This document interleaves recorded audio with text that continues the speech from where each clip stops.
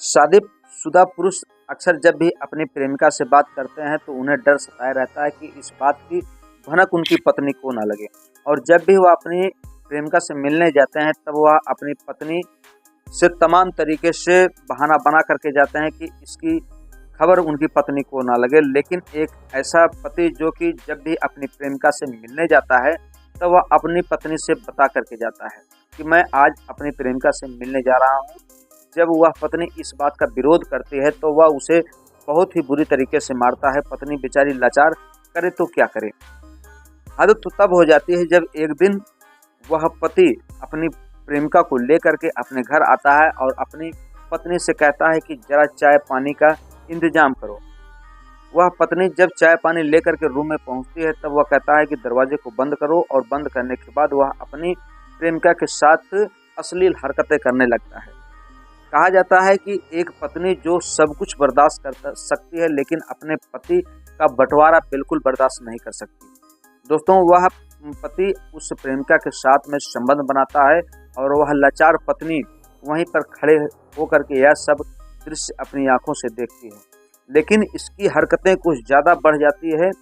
तंग आकर वह प्रेमिका और पत्नी ने एक दिन उस व्यक्ति की हत्या कर दी, और हत्या ऐसे की कि पूरी प्लानिंग के साथ की, किसी को भनक तक ना लगे। लेकिन कहा जाता है कि आरोपी कितना भी शातिर क्यों ना हो, वह कोई ना कोई सबूत जरूर छोड़ जाता है जिससे कि उसकी पहचान हो जाती है और वह सलाखों के पीछे पहुंच जाता है। दोस्तों, आज की कहानी सुनने के बाद आप भी दंग हो जाएंगे कि एक व्यक्ति जो कि शादीशुदा है वह ऐसी हरकत को अंजाम दे रहा है कि वह अपनी पत्नी के सामने ही अपनी प्रेमिका से संबंध बनाता है। तो आइए जानते हैं कहानी विस्तार से। नमस्कार, प्रणाम, मैं मोनू भारद्वाज हृदय तल की गहराइयों से आपका हार्दिक स्वागत वंदन करता हूं। आप अगर हमारे चैनल पर नए विजिट कर रहे हैं तो हमारे चैनल को सब्सक्राइब करें, दोस्तों में शेयर करें और कमेंट बॉक्स में अपनी राय अवश्य भेजें। दोस्तों, आज की जो घटना है यह घटना है उत्तर प्रदेश के इटावा की। इटावा का एक सिविल लाइन थाना पड़ता है और उसी थाने के अंतर्गत एक कॉलोनी है। कॉलोनी में राघवेंद्र यादव जो कि पेशे से इंजीनियर हैं और उनकी पत्नी किरण यादव रहते हैं। 11 जनवरी की शाम को यह दोनों पत्नी घूमने जाते हैं और घूमने के बाद आते हैं और घर में अपने सो जाते हैं। लेकिन 12 जनवरी की सुबह जब यह दोनों पति पत्नी घर में से कोई बाहर नहीं निकलता और इनके घर से धुआं निकलता है तब आस पड़ोस के लोग चौंक जाते हैं कि आखिर घर से इतना धुआं क्यों निकल रहा है। जब जाकर दरवाजे को खटखटाया जाता है तो उस दरवाजे के अंदर से कोई निकलता नहीं। तभी लोग सीढ़ियों के माध्यम से छत पर चढ़ते हैं और छत पर चढ़ने के बाद जब रूम में एंटर करते हैं तो देखते हैं कि वहां पर जो व्यक्ति सोया हुआ है वह पूरी तरीके से जल चुका है और मर चुका है। तभी दूसरे दरवाजे को खटखटाया जाता है। दूसरे दरवाजे में जो उनकी पत्नी होती है किरण यादव, वह सोई हुई थी। जैसे वह लोगों को देखती हैं और उनको यह पता लगता है कि इस तरीके से घटना हो चुकी है तो वह दहाड़े मारकर रोने लगती हैं और उस तरफ भागती हैं जिस तरफ उनके पति सोए हुए थे। तभी लोगों ने उनको रोका और बताया कि आखिर यह सब कैसे हुआ। जब उनसे पूछा जाता तब वह बताते हैं कि कल रात को हम और हमारे पति घूमने गए थे और घूमने के बाद खाना पीना करके आए और अपने अपने कमरे में सो गए। तभी किसी ने 112 नंबर पर फोन किया और पुलिस की टीम तुरंत वहां पर पहुंचती है और बॉडी को लेकर के पोस्टमार्टम के लिए भेजती है। पोस्टमार्टम की रिपोर्ट जब आती है तब वो उसमें पता लगता है कि सबसे पहले इस व्यक्ति के सर पर चीज से वार किया गया और उसके बाद इसकी हत्या की गई, और हत्या होने के बाद तब जाके इसके जलाया गया।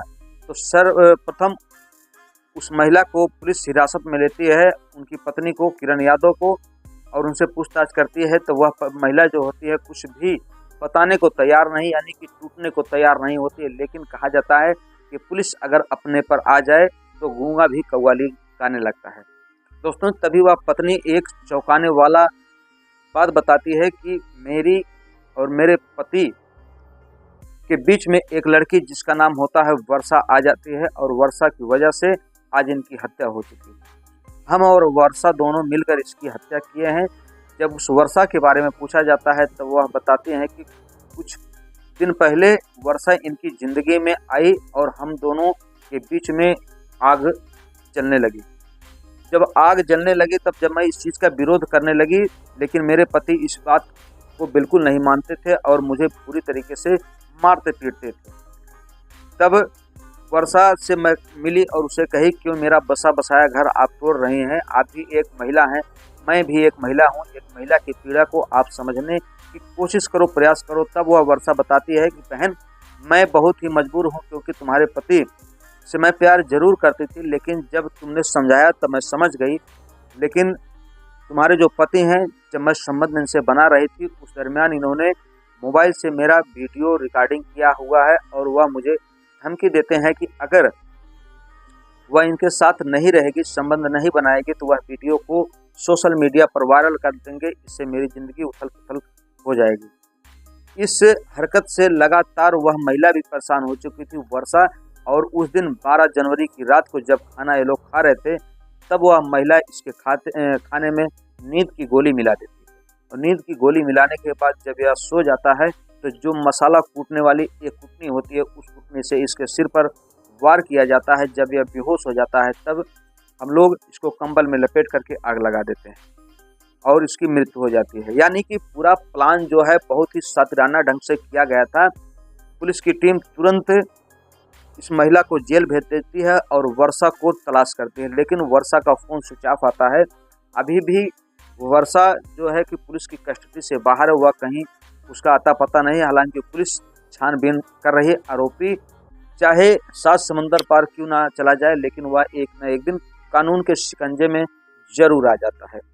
तो दोस्तों, 21 जनवरी 2025 को इसके जो बड़े बेटा है, उस बेटे की इंगेजमेंट है, वह महिला बताती है। लेकिन उसका बेटा जो होता है, वह कहता है कि मेरी माँ ने जो भी किया वह बहुत ही गलत किया, लेकिन आस पड़ोस के लोगों का कहना है कि इस महिला ने जो भी किया बहुत अच्छा किया, क्योंकि यह पुरुष, यह व्यक्ति जो राघवेंद्र यादव है, यह इंजीनियर था और पैसे का रोब इसके सर पर चढ़कर बोल रहा था, या किसी के साथ अभद्रता कर देता था और गलत व्यवहार करता था। इन महिलाओं ने जो भी किया बहुत अच्छा किया, क्योंकि एक नहीं 2 महिलाओं का यह जीवन खराब कर रहा था, नष्ट कर रहा था। तो दोस्तों, आपकी क्या राय है कमेंट बॉक्स में ज़रूर लिखें।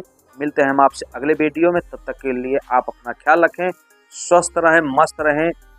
जय हिंद, जय भारत, हर हर महादेव।